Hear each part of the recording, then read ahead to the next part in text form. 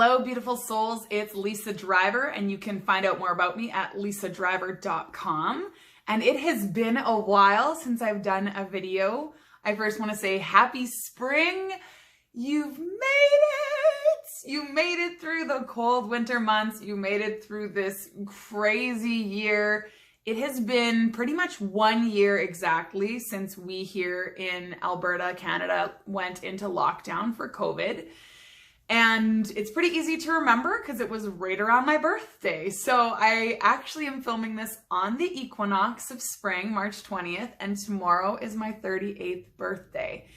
And I'm really gearing up, as I'm going to talk about in the blog that's going to accompany this video, to plant some new seeds for 2021. And it's always a really powerful time to do so. And if you are like me and you are a business owner or an entrepreneur, and you're looking to plant those seeds and find that clarity on what it is that you want for the rest of the year, it's a great time to do so. So that's what I'm going to talk about a little bit in today's video, because I think what's happening with a lot of people, I've noticed this in some of my clients and in some of my friends and family, we're kind of just looking back on the last year and being like, ugh. And for me, I know my birthday is always a contemplative time of year where I really look back on what the last year of my life kind of included and the things I accomplished and maybe some of the things I want to accomplish moving forward. And originally I was journaling about 37 and just how poopy it was, really, like just how terrible it was, how hard it was, how much of a struggle it was. And then it was really, really funny because in my meditations, my angels just kept saying, like, you've got to tune into the gratitude, though. There were some really beautiful things that happened. And I want to try and tune you into that reframe today, because I know it's really, really easy to get stuck in the struggle, especially in this pandemic world we're living in.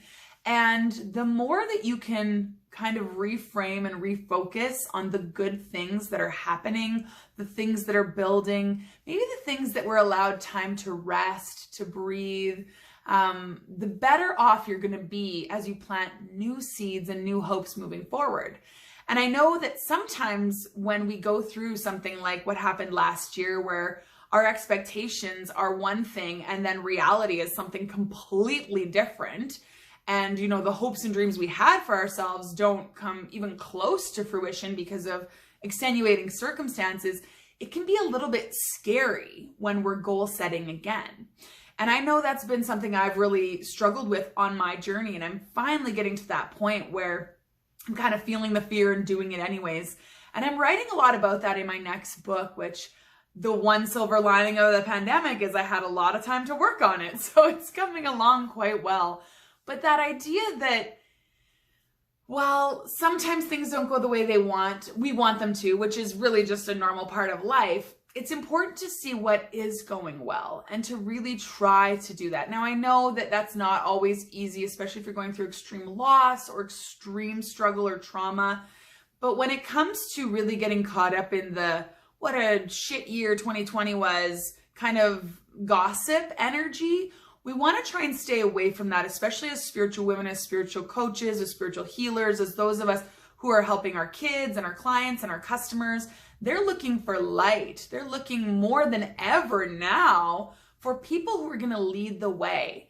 And if you're like me and you want to step into that, you've got to really work on keeping that balance of understanding that, yes, there were definitely some things that were yucky and gross and terrible. And like, I didn't see my sister the entire year. Her beautiful daughter just had another year of life that I didn't get to be part of, except through video chats, which, you know, let's face it, they're good, and yes, gratitude for video chats, but not the same. But at the same time, I had so much more precious one-on-one time with my girls and with my kids. We made memories that I'm going to look back on in years to come and be so grateful for. So do you see the balance and how I'm really trying to iterate that for you guys this week? I want you to really think about that, especially with the powerful equinox energy, because it's this kind of vortex of asking. It's like an amplified new moon where it's like, set your intentions and give them on up, because this is the time to plant seeds. And I always find it funny. I talk to people about New Year's resolutions, and how we plant these seeds, or we try to plant these seeds in January, but the ground is frozen. right? The ground is frozen. I mean, at least where we live here in Alberta, it's cold. So I always find March and April a much better time to start with a new goal or have some new intentions and really get motivated to shift into some new beginnings. So what are some of the new beginnings you're hoping for in the year ahead? And what were some of the really great things that happened this past year for you? I'm going to be sharing some of my favorite things in the blog that I'm going to be adding to this video later this week. So stay tuned for that. Make sure you're on my list, and I'm going to be sending out some freebie meditations soon. I'm working on all kinds of good stuff for you guys, and I'm really, really excited to help you elevate your energy so that you can shine and inspire those around you. I hope you guys have a great equinox. Happy planting, and we'll see you soon. Namaste.